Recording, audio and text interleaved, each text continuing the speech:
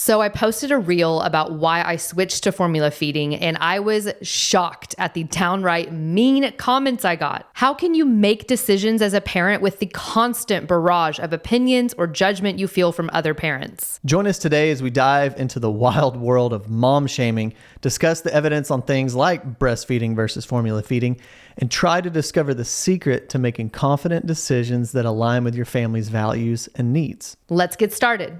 This is the Balanced Family Podcast with Ben and Jessica. There's a lot to balance when you have a family: marriage, kids, health, career, while you're trying to balance all the opinions out there on how to do things right. Today, we'll cut through the noise, tackle hard questions, and share stories as we try to get to the heart of the things that really matter. All right, I want to start out this podcast with reading some comments from, I love reading comments, by the way, out loud, because some of them are wild.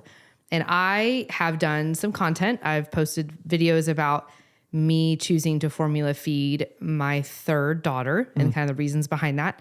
And so to start this podcast out, which is about mom shaming, I'm going to read some comments that I received. Number one, so you chose your older daughter over your baby. Ooh.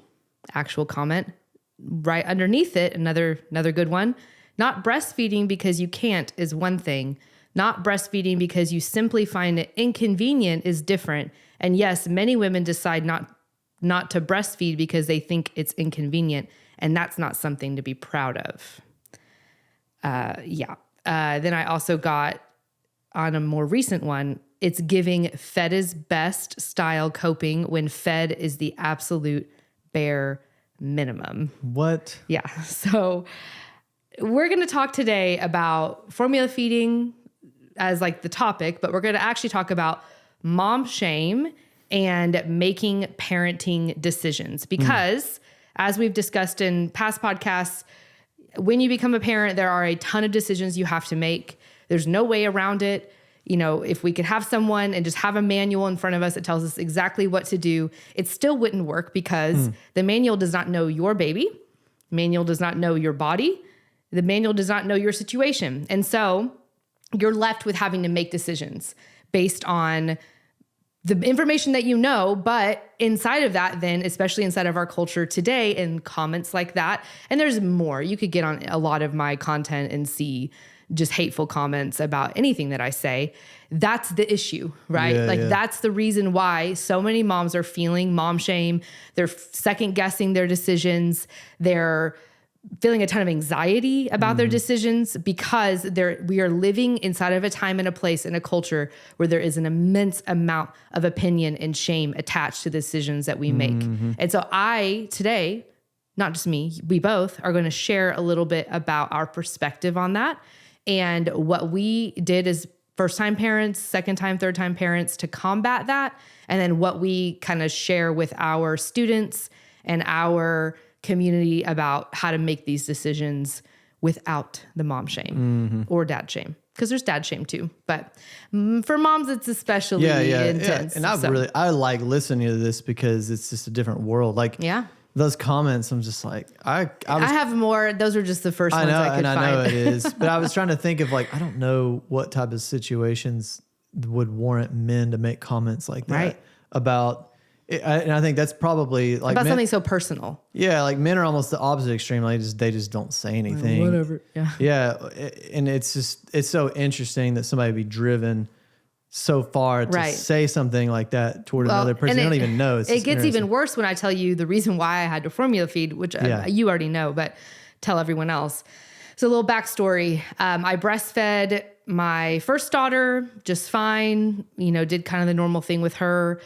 Second daughter, it was a C-section, definitely had a struggle with breastfeeding. I was working at that time and had a long journey with her with breastfeeding. I did exclusively nurse her. I think maybe I weaned her a little bit early at like 8 months, but did nurse her for a while. But with my third, so you would think I was a stay-at-home mom with our third. And so you would think, and honestly, in my mind, I had planned on nursing her a lot longer even than my first two because I wasn't working. And if you don't know this already and you're expecting, it is really hard to breastfeed when you're working. It is. That's a whole other episode about pumping and working and the mind games with all of that. that's not today. Today is all about why I decided to formula feed my third daughter when I was a stay-at-home mom. You know, the ideal circumstances in which to breastfeed a child. Living the dream. Living the dream. Well, so, which we'll get into this again in a future podcast episode. But for those of you that don't know, our second child was diagnosed with a very rare disease when she was 1. So when I had my third child, we were severe disease, very severe. We were still very much in the throes of dealing with that and figuring out even honestly what exactly was going on. There were a ton of doctor's visits. She was not very well. So we had lots of hospital stays and procedures and all kinds of stuff. And so we still had our third kid. And again, I was planning on breastfeeding her, but it was proving to be really difficult because I was having to attend a lot of appointments that were actually 4 hours away from where we currently live in Northwest Arkansas. We go to a children's hospital in another state. And so it was getting really hard for me to be pumping and being away while, you know, I'm caring for my second child while basically Ben was staying home with our newborn. Well, I guess she was, newborn and then older, and then our oldest daughter. And so anyway, all that to say, kind of the moment for me where I decided and made this decision to formula feed was I was up at the children's hospital with our second daughter, and she was about to be put under anesthesia. And she was probably, 2.5. I mean, our third born was 4 months old. So she would have been around 2.5 or so, almost 3. And she was having a lot of anxiety. You know, she does have a lot of anxiety about these procedures. And it was a moment when she was feeling really nervous. And I had waited as long as possible that day to pump because I was dealing with her. We were staying at the Ronald McDonald House, which is wonderful and a wonderful place, but it's kind of hard to pump there. There's a lot of public spaces. So I had not really pumped very well that day and had kind of waited. She was also fasting. I'm going into like all the details so you guys can understand fully what was happening. She had to fast for this procedure. If you've ever tried to have a 3-year-old not eat, like, oh my gosh. So we were in the OR prep room, and she was watching something on an iPad up on her little hospital bed. And I was over in the corner, and I was like, okay, there's an outlet. Great. I need to pump right now. I couldn't wait until she went back because I was engorged. Okay. It was bad. And so I started pumping, and so back then, okay, hold on. Back then, y'all today have it so great. You have these wearable pumps that you can just slip into your bra and you can just go around. They did not have those. Okay. Really? Back then? They had hands-free pumps, but you still had to be hooked up to the wall. I see. And so you had the phalanges that were like sticking straight out. Wait, phalanges or flanges? Oh, I don't know. I have phalanges. Maybe I just said it weird. Maybe. Flanges. Yeah, what you put on to get them, you know what those are. And I had my nursing cover over. So, but like, they're sticking pretty far out. Yeah. It's not exactly a comfortable moment. Also makes it really difficult for me to get up out of the chair because I'm hooked up to the pump that's hooked up to the wall. And then also couldn't really like carry my child that I was there with because I had these things in front of me. So anyway, I get going with my pump. I'm like, okay, great. And then the doctors walk in. Oh I'm my like, gosh. No.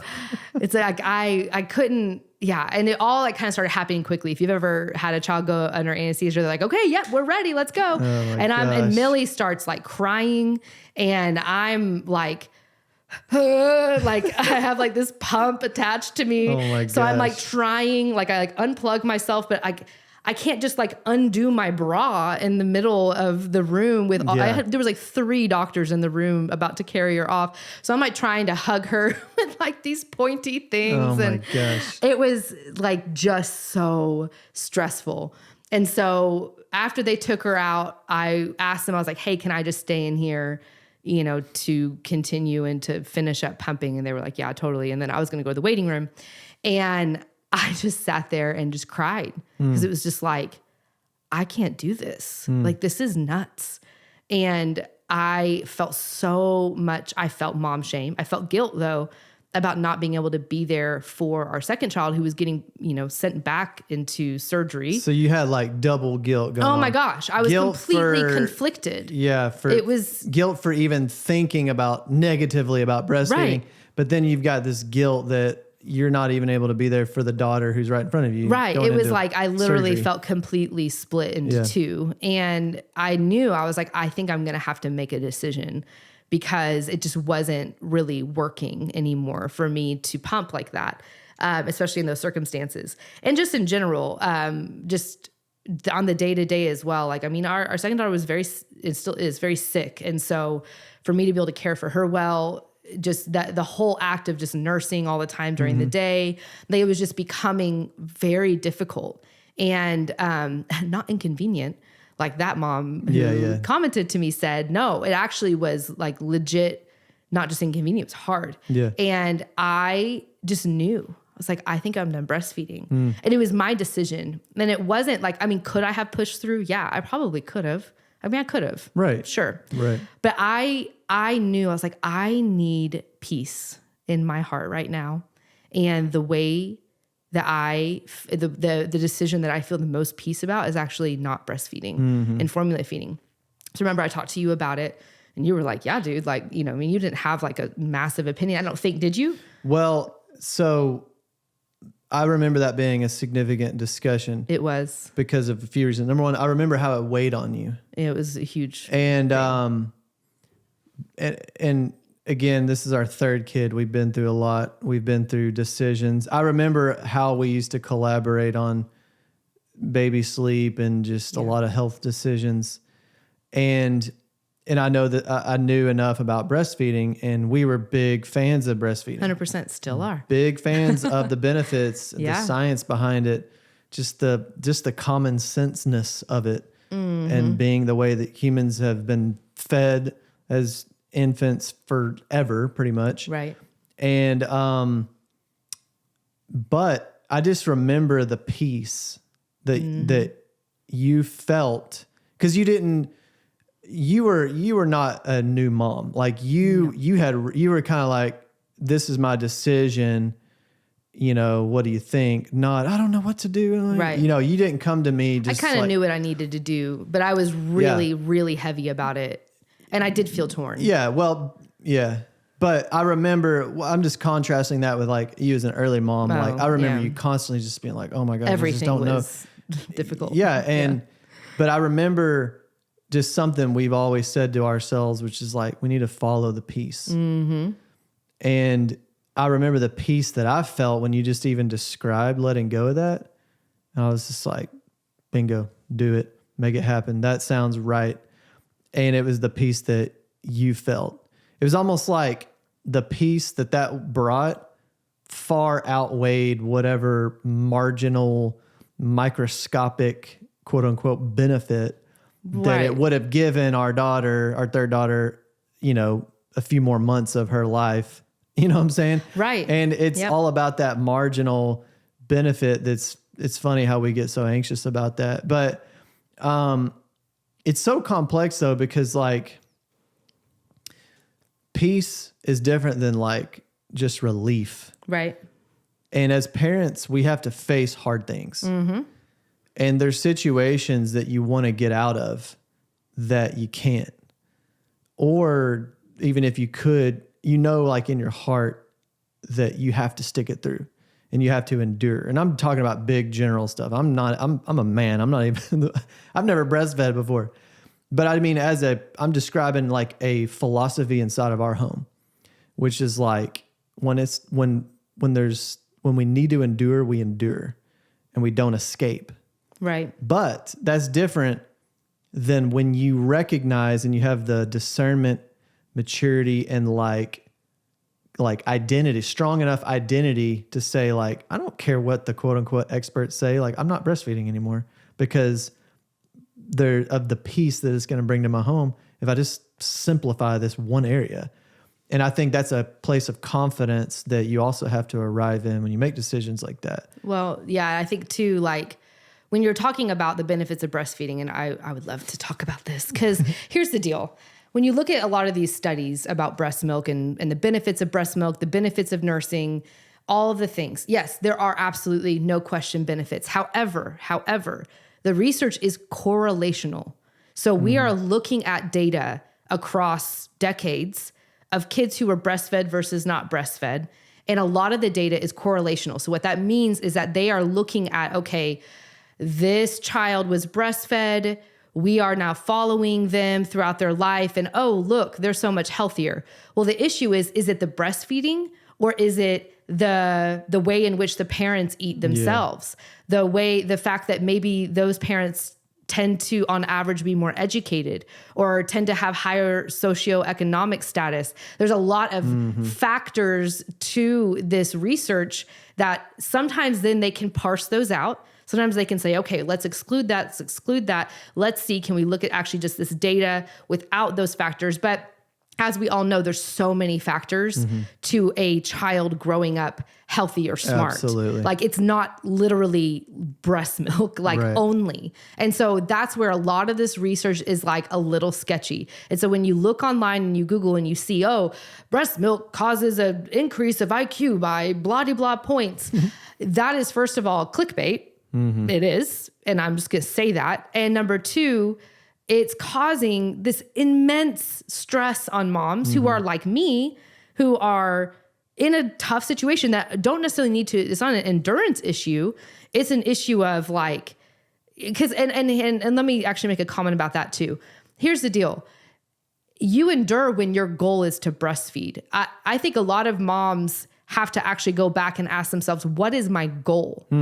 What is my actual goal? Because there are some moms that will say, hey, my goal is actually not to exclusively breastfeed. And at the end of the day, I personally am going to respect that. Like I'm not going to sit here and comment and be like, you're a horrible person, because I understand everyone has different goals. Just like the same if a mom was like, hey, I want to get an elective C-section.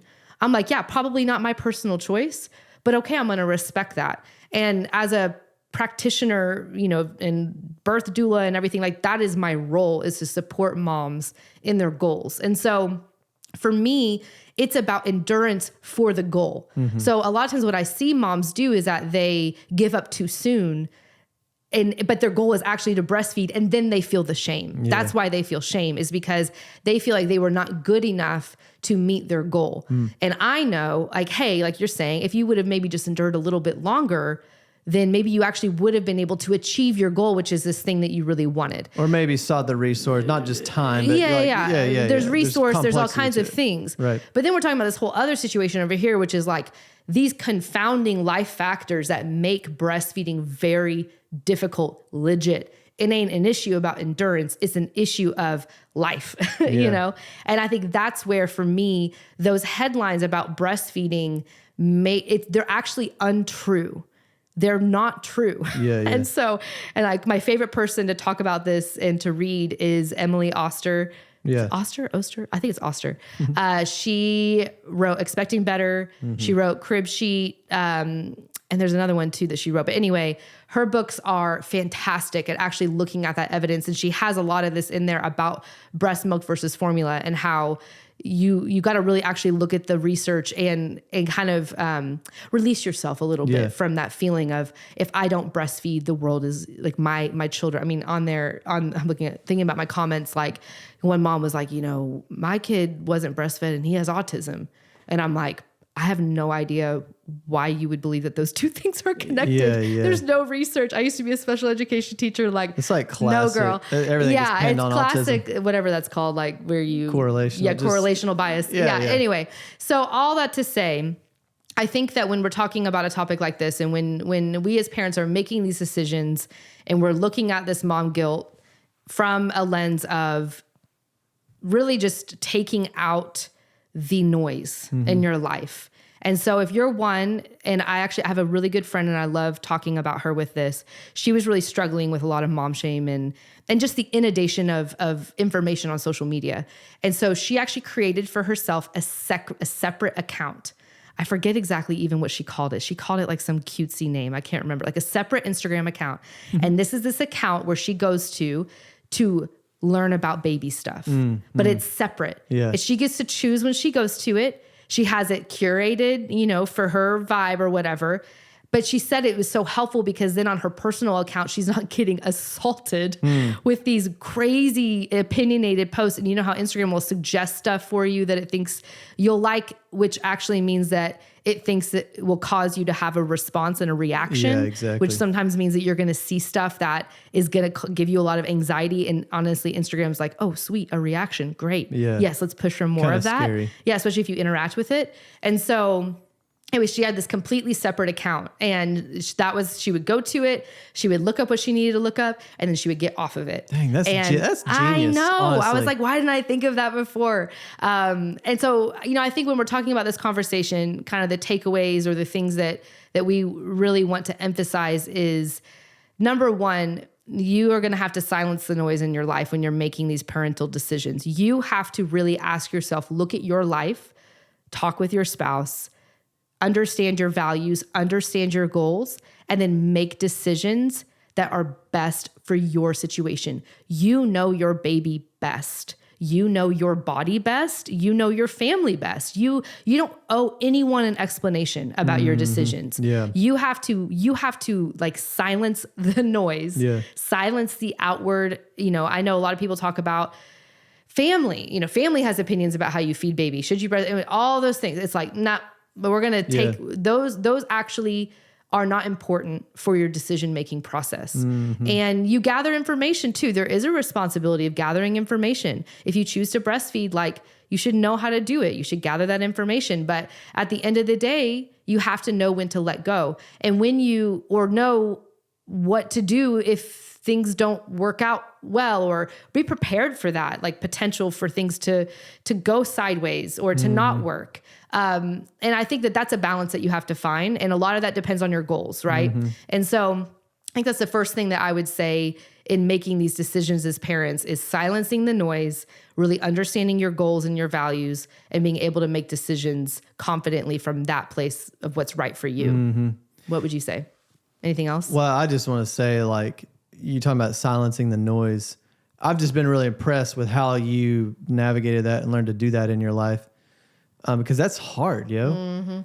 And I was just thinking about how you were able to distill down what exactly you were anxious about, or what exactly you felt shameful about. And once you were able to, like, put words to those forces in social media or whatever that made you feel shameful, it made it look a lot smaller. Yeah. And it was like, oh my gosh, I'm literally just hung up because of some stupid Instagram post. Like, that's ridiculous. Or this belief that I have that breastfeeding is just somehow inherently morally better. Yeah. Honestly. Right. Yeah. Yeah. I think I believed that. Well, yeah. And you want to, there's a sense of like performance as a mom. And I've just been proud of the way you just like deconstructed that. Well, thanks.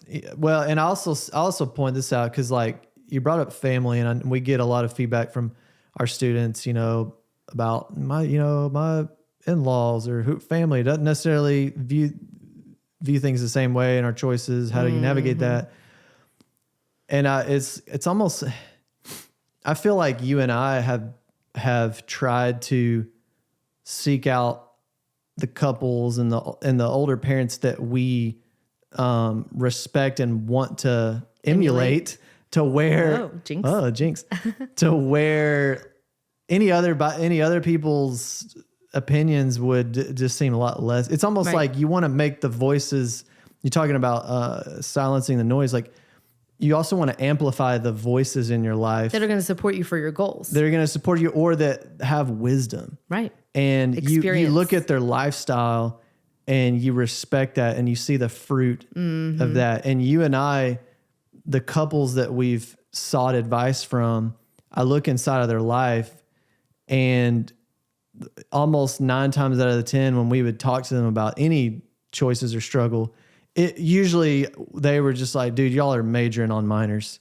Right. And they're like, oh yeah, always. They're like, every in time. 10 years, you're not going to give a rip about this choice. It's true. And they'll be like, this is what's important. Boom, boom, boom. And a common trend for us is depressurizing us. Yes, always. And that's what a good friend does. Yeah. That's what a good mentor does, is they depressurize you. If those voices in your life are amplifying, like making the pressure a lot worse, then it's like, make sure that they're emphasizing the right thing and it's not adding unnecessary stress to you, when of course there's times to be challenged and stuff like that. But anyway, that's been really important. I've seen in your life is that you seek out really helpful relationships as a mom and trying to learn. Yep. 100%. Last thing I'll say about this, and then we can wrap up, is you also have to remember too, that raising a child is a holistic experience. So breastfeeding is one small slice of the pie. There's a whole lot of other inputs that you give as a parent and as a mom that in some ways matter more in the long term. Yeah. And I would say mom's mental health is a huge component of that. I was feeling so much stress from juggling all the things at that time. And for me, removing this one thing that I could remove, it was like, whew, like it settled things, and I was able to feel a whole lot less stress. And there are research papers and studies out there that talk about massive impacts of stress. Yeah. Stress hormones inside of breast milk. Yeah. Just saying, stress hormones inside of mom, and the way that mom interacts on a day-to-day and how that impacts her children. So, man, like, to get hung up on this one little thing. And I think about the people who commented on that post, and just actually, I feel like a lot of compassion for them, because I'm like, man, that's so sad that you literally believe that because you did not breastfeed your child that they have autism. Yeah. Like, I'm so sorry. Wow. Because it's not true. Yeah. And if you feel that, you must feel so much guilt. Every day.